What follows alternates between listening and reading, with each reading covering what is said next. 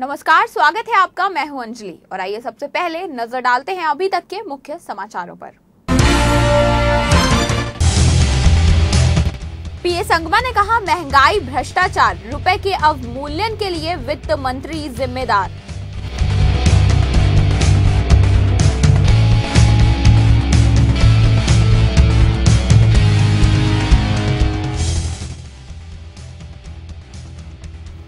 उत्तर प्रदेश निकाय चुनाव पहले चरण में 63% मतदान।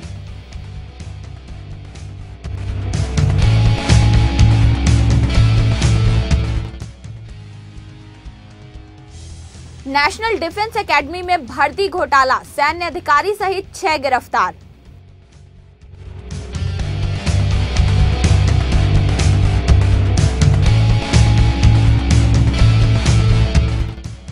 केंद्रीय मंत्री वीरभद्र सिंह तथा उनकी पत्नी के खिलाफ भ्रष्टाचार के आरोप तय।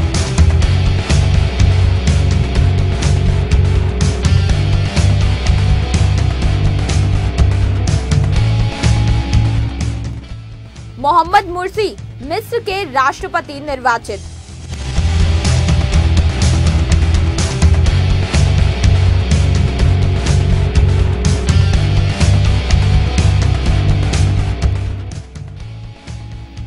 छब्बीस 11 हमले का आरोपी अबू हमजा दिल्ली में गिरफ्तार।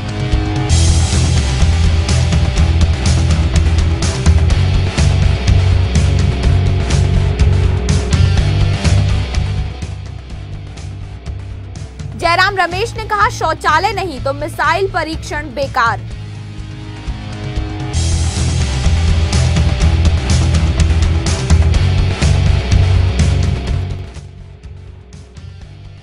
और देश भर के डॉक्टर आज हड़ताल पर।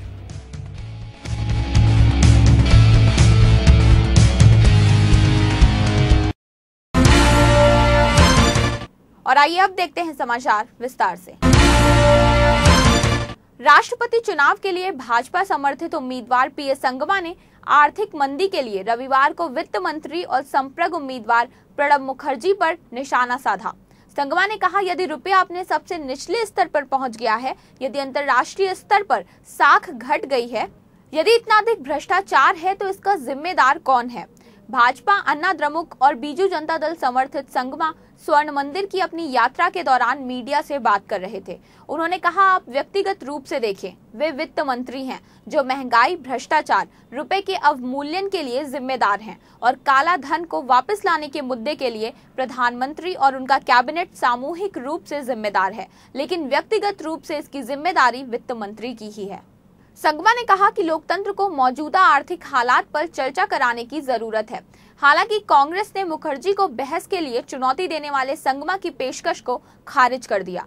कांग्रेस प्रवक्ता मनीष तिवारी ने कहा कि संविधान भारत के राष्ट्रपति को देश की अर्थव्यवस्था का प्रबंधन करने का आदेश नहीं देता है। संगमा ने कहा कि वो अपनी जीत के लिए बिल्कुल आश्वस्त हैं, क्योंकि उन्हें राजग का समर्थन हासिल है। इसके अलावा कई अन्य राजनीतिक दलों ने उनके पक्ष में वोट देने का उन्हें आश्वासन दिया है। संगमा ने यह भी कहा कि संप्रग से गठजोड़ रखने वाले कई राजनीतिक दल उनके पक्ष में मतदान कर सकते हैं। उन्होंने कहा कि मुखर्जी को कॉर्पोरेट जगत का समर्थन प्राप्त है, जबकि उन्हें जनता का समर्थन प्राप्त है। उन्होंने वीवी गिरी का उदाहरण दिया, जिन्होंने निर्दलीय उम्मीदवार के तौर पर राष्ट्रपति चुनाव में जीत हासिल की थी। उन्होंने कहा कि इस बार इतिहास फिर से खुद को दोहरा सकता है। उन्होंने दावा किया कि संप्रग के सभी जोड़ घटाव निराधार साबित होंगे। उत्तर प्रदेश में त्रिस्तरीय स्थानीय निकाय चुनावों के पहले चरण के तहत रविवार को सूबे के 17 जिलों में आमतौर पर शांतिपूर्ण माहौल के बीच करीब 63% वोट पड़े। राज्य निर्वाचन आयुक्त एसके अग्रवाल ने बताया कि स्थानीय निकायों के लिए प्रदेश के सहारनपुर, मेरठ, मुरादाबाद, बदायूं, महामाया नगर, फिरोजाबाद, इटावा, फर्रुखाबाद, ललितपुर, हमीरपुर, फतेहपुर, छत्रपति शाहूजी महाराज नगर, गोंडा, बस्ती, देवरिया, बलिया और वाराणसी में शाम 5 बजे तक 58% मतदान हुआ और यह आंकड़ा 63% तक पहुंचने की उम्मीद है। उन्होंने बताया कि मतदान आमतौर पर शांतिपूर्ण रहा।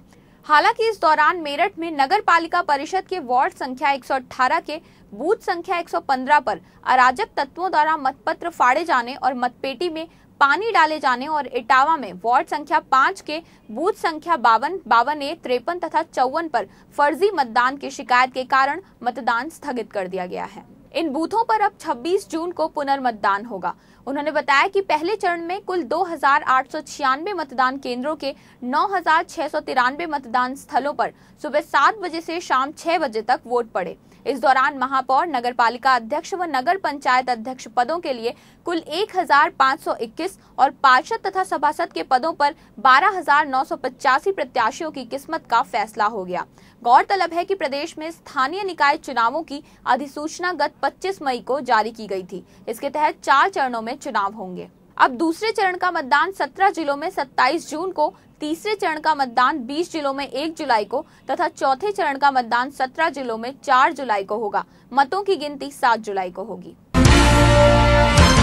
केंद्रीय जांच ब्यूरो सीबीआई द्वारा उजागर किए गए राष्ट्रीय रक्षा अकादमी एनडीए भर्ती घोटाले के संबंध में रविवार को एक सैन्य अधिकारी सहित 6 नागरिकों को गिरफ्तार किया गया है। ये जानकारी एक अधिकारी ने दी। सीबीआई ने पिछले सप्ताह खड़कवासला स्थित एनडीए सहित मुंबई, सोनीपत और गुड़गांव के कुल 17 स्थानों पर और साथ ही पुणे में 14 स्थानों पर छापे मारे थे। छापों के दौरान कुल 1.76 करोड़ रुपए जब्त हुए थे। गिरफ्तार लोगों में कर्नल कुलबीर सिंह, नागरिक कर्मचारी रमेश गायकवाड़ और कैंटीन प्रबंधक बालकिशन कनौजिया शामिल हैं। एनडीए की ओर से कहा गया है कि उसे भर्ती में किसी भी प्रकार की अनियमितता की शिकायत नहीं मिली है, लेकिन वह घटनाक्रमों की जांच कर रही है।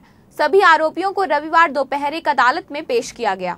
अदालत ने सभी को 2 जुलाई तक सीबीआई हिरासत में सौंप दिया। वे सभी मई जून में हुई माली, रसोइये, क्लर्क, कैडेट अर्दली और प्रयोगशाला व पुस्तकालय सहायकों की हुई नियुक्तियों में घोटाले के आरोपी हैं। इन सभी पर नौकरियों के अभ्यर्थियों से 3 से 4 लाख रुपए लेने के आरोप हैं। शिमला की एक अदालत ने केंद्रीय मंत्री और हिमाचल प्रदेश के पूर्व मुख्यमंत्री वीरभद्र सिंह तथा उनकी पत्नी प्रतिभा सिंह के खिलाफ सोमवार को भ्रष्टाचार के आरोप तय किए। उन पर एक कारोबारी से पैसे लेने का आरोप है। एक आईएएस अधिकारी ने इसकी सीडी रिकॉर्ड कर ली थी, जिसे कोर्ट में पेश किया गया। सीएफएसएल जांच में उक्त सीडी में वीरभद्र सिंह और उनकी पत्नी की आवाज सही पाई गई है। केस का खुलासा करने वाले पूर्व कांग्रेसी नेता विजय सिंह मनकोटिया ने कहा कि कांग्रेस में भ्रष्ट नेताओं की बाढ़ सी आ गई है। आला कमान को इस पर विशेष ध्यान देना चाहिए। ऐसे नेताओं को पार्टी से निकालकर बाहर कर देना चाहिए। भाजपा के तरुण विजय ने कहा कि वीरभद्र सिंह को तुरंत अपने पद से इस्तीफा दे देना चाहिए। प्रधानमंत्री को भी चाहिए कि वीरभद्र सिंह पर लगे आरोपों को ध्यान में रखते हुए उनसे तत्काल प्रभाव से इस्तीफा मांगे। मिस्र में राष्ट्रपति चुनाव का परिणाम घोषित कर दिया गया। मुस्लिम ब्रदरहुड के उम्मीदवार मोहम्मद मुर्सी ने होस्नी मुबारक के शासनकाल में प्रधानमंत्री रहे अहमद शफीक को पराजित किया। यहाँ के चुनाव आयोग के प्रमुख फारूक सुल्तान ने ऐलान किया कि मुर्सी ने राष्ट्रपति चुनाव के दूसरे चरण में जीत हासिल की है। मिस्र को मैं मुबारकबाद देता हूँ। आयोग के मुताबिक 60 साल के मुर्सी को 51.73% मत हासिल हुए। इस तरह से मुर्सी के राष्ट्रपति बनने का रास्ता साफ हो गया। मुर्सी को 1,32,30,131 मत और उनके प्रतिद्वंदी शफीक को 1,23,47,380 मत मिले। सुल्तान ने कहा कि आयोग के पास करीब 466 शिकायतें उम्मीदवारों की ओर से आई हैं, लेकिन नतीजा यही रहेगा। नतीजे का ऐलान होते ही मुस्लिम ब्रदरहुड के कार्यकर्ताओं में खुशी का माहौल छा गया। काहिरा के ऐतिहासिक तहरीर चौक पर मुर्सी समर्थक खुशी से झूमते नजर आए। कई समर्थकों ने पटाखे जलाए और अल्लाह सबसे बड़ा है और सैन्य शासन खत्म करो जैसे नारे लगाए। मुंबई हमले के प्रमुख संदिग्ध और इंडियन मुजाहिदीन के आतंकवादी अबू हमजा को इंदिरा गांधी हवाई अड्डे से गिरफ्तार कर लिया गया। दिल्ली पुलिस के सूत्रों के अनुसार हमजा उर्फ सईद जबीउद्दीन उर्फ जबी अंसारी उर्फ रियासत अली उन पाकिस्तानी आकाओं में से एक था जो 26/11 के मुंबई हमले में शामिल आतंकवादियों को दिशा निर्देश दे रहा था। उन्होंने बताया कि जिस समय मुंबई हमला हुआ उस समय हमजा पाकिस्तान में था। वह गुजरात में भी कुछ मामलों में वांछित था। हमजा को एक अदालत के समक्ष पेश किया गया, जहां उसे 15 दिन की पुलिस हिरासत में भेज दिया गया। केंद्रीय मंत्री जयराम रमेश ने कहा कि हरित शौचालय का नाम बापू रखा जाना चाहिए।